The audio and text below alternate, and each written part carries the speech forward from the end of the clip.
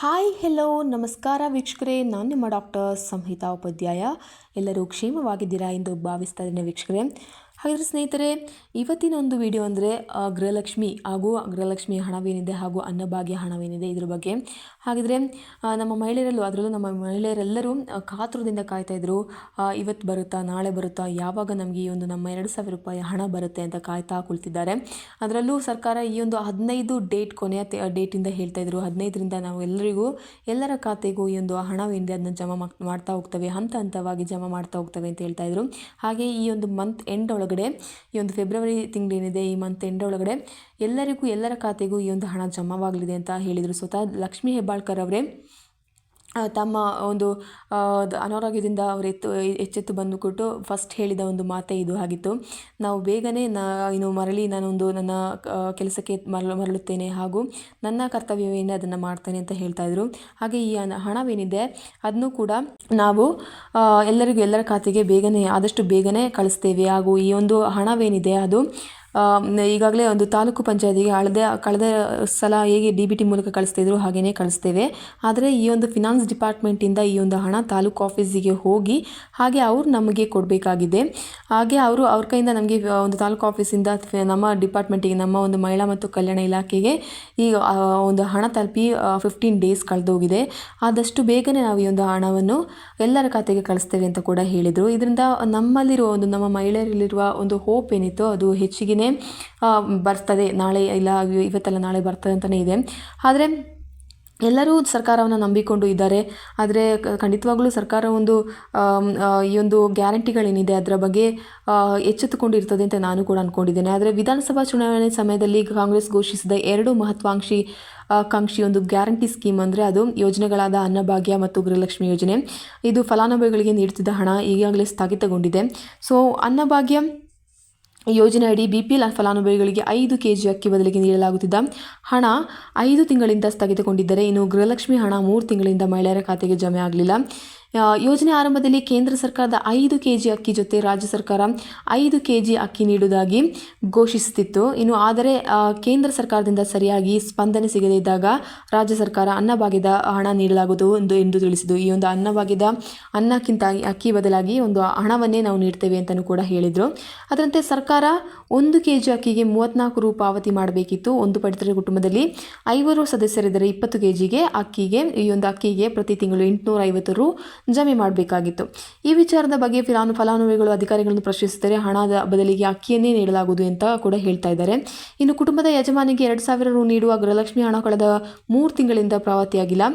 ಆರಂಭದಲ್ಲಿ ತಾಂತ್ರಿಕ ಸಮಸ್ಯೆ ಎಂಬ ಕಾರಣ ನೀಡಿ ಸರಿಯಾದ ಸಮಯಕ್ಕೆ ಪಾವತಿ ಆಗುತ್ತಿರಲಿಲ್ಲ. ಈಗ ಯಾವ ಕಾರಣಕ್ಕೆ ಪಾವತಿಯನ್ನು ನಿಲ್ಲಿಸಲಾಗಿದೆ ಎನ್ನುವುದನ್ನು ಕೂಡ ನಮಗೆ ಗೊತ್ತಿಲ್ಲ ಅಲ್ವಾ. ಈ ವಿಚಾರದ ಬಗ್ಗೆ ಪಬ್ಲಿಕ್ TV ಜೊತೆ ಮಾತನಾಡಿದ ಮಹಿಳೆಯರು ಎಲ್ಲ ಮಹಿಳೆಯರಿಗೆ 2,000 ರು ದುಡ್ಡು ಕೊಡುತ್ತೇವೆ ಅಂತ ಹೇಳಿದರು. 10 kg ಅಕ್ಕಿ ಸಿಗುತ್ತೆ ಎಂದಿದ್ರು.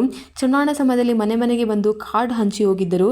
ಈಗ ಅಕ್ಕಿಯೂ ಇಲ್ಲ, ದುಡ್ಡು ಇಲ್ಲ ಅಂತ ಹೇಳ್ತಾ ಇದ್ದಾರೆ. ಸೊ ಈ ರೀತಿ ಅನ್ಯಾಯ ಮಾಡೋದು ಸರಿಯೇ ಅಂತ ಕೂಡ ಹೇಳ್ತಾ ಇದ್ದಾರೆ. ಕೂಡಲೇ ಸರ್ಕಾರ ಘೋಷಣೆ ಮಾಡಿದಂತೆ ಹಣ ಮತ್ತು ಅಕ್ಕಿ ನೀಡಬೇಕು ಎಂದು ಆಗ್ರಹಿಸಿದ್ದಾರೆ. ಆದರೆ ವೀಕ್ಷಕರೇ, ನಮ್ಮೆಲ್ಲರ ಒಂದು ಆಶಯ ಕೂಡ ಇದೆ, ಈ ಒಂದು ಹಣ ಬೇಗನೆ ಎಲ್ಲರ ಖಾತೆಗೆ ಬರಲೇಬೇಕು. ನನ್ನ ಒಂದು ಪ್ರಕಾರ ಸರ್ಕಾರ ಈ ಒಂದು ಮಹಿಳೆಯರಿಗೆ ನಮ್ಮ ಮೇಲೆ ಇಟ್ಟಿರುವ ಒಂದು ಭರವಸೆನ ಕಳ್ಕೊಳ್ಳೋದಿಲ್ಲ. ಎಲ್ಲರಿಗೂ ಬೇಗನೆ ಫಟ್ ಅಂತಲೇ ಈ ಒಂದು ಮಂತ್ ಎಂಡ್ ಒಳಗಡೆ ಎಲ್ಲರಿಗೂ ಈ ಒಂದು ಹಣವನ್ನು ಕಳಿಸ್ತಾರೆ ಅಂತಲೇ ನನ್ನ ಒಂದು ಅಭಿಪ್ರಾಯ. ಆದರೂ ಕೂಡ ಈ ಒಂದು ದುಡ್ಡಿನ ಭಾಗ್ಯವೂ ಇಲ್ಲ, ಈಗಾಗಲೇ ಅಕ್ಕಿಯೂ ಕೂಡ ಇಲ್ಲ. ಇನ್ನು ಅಕ್ಕಿಯೂ ಕೂಡ ಸ್ಟಾಪ್ ಆಗುತ್ತಾ ಅಂತ ಗೊತ್ತಿಲ್ಲ. ಈಗ ಸಿಗ್ತಾ ಇರೋ ಒಂದು ಸೌಲಭ್ಯ ಅಂದರೆ ಅಕ್ಕಿ ಮಾತ್ರ. ಆದರೆ ಹಣವೂ ಇಲ್ಲ, ಈ ಕಡೆ ಗೃಹಲಕ್ಷ್ಮಿಯೂ ಇಲ್ಲ ಅಂತ ಆಗ್ಬಿಟ್ಟಿದೆ ಅಲ್ವಾ. ಹಾಗಿದ್ರೆ ಯಾವಾಗ ಈ ಒಂದು ಹಣ ಕೊಡ್ತಾರೆ ಅಂದರೆ ಈ ಮಂತ್ ಎಂಡ್ ಒಳಗಡೆ ಅಂತ ಸ್ವತಃ ನಮ್ಮ ಸಚಿವೆ ಲಕ್ಷ್ಮೀ ಹೆಬ್ಬಾಳ್ಕರ್ ಅವರೇ ಹೇಳಿದರು. ತಮ್ಮ ಮೀಡಿಯಾ ಮೂಲಕ ಬಂದು ತಮ್ಮ ಮಾತಿನಲ್ಲಿ ತಾವೇ ಬಂದು ಹೇಳಿದರು, ಆದಷ್ಟು ಬೇಗನೆ ಎಂದು ನನ್ನ ಕೆಲಸಗಳಿಗೆ ಮರಳುತ್ತೇನೆ, ಹಾಗೆ ಜನರ ಸೇವೆ ಮಾಡ್ತೇನೆ ಅಂತ ಕೂಡ ಹೇಳಿದರು ಅವರು.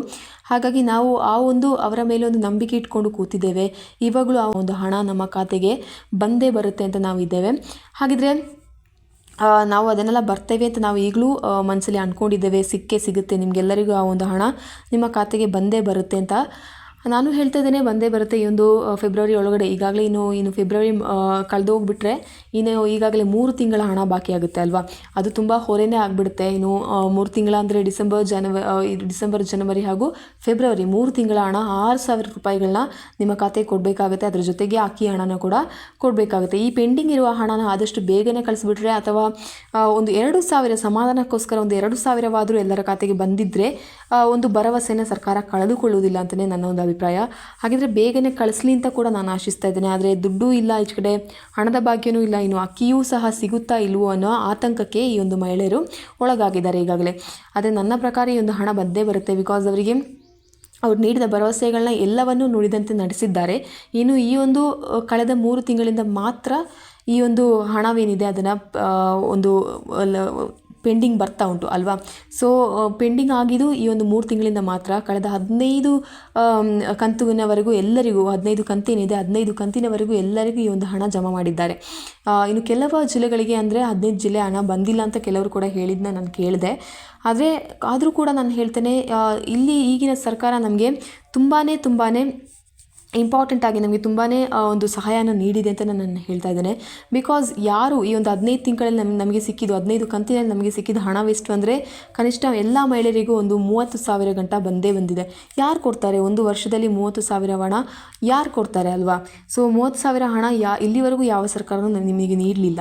ಆದರೆ 30,000 ಹಣವಾದಷ್ಟು ನಿಮ್ಮೆಲ್ಲರ ಖಾತೆಗೆ ಜಮಾ ಆಗಿದೆ.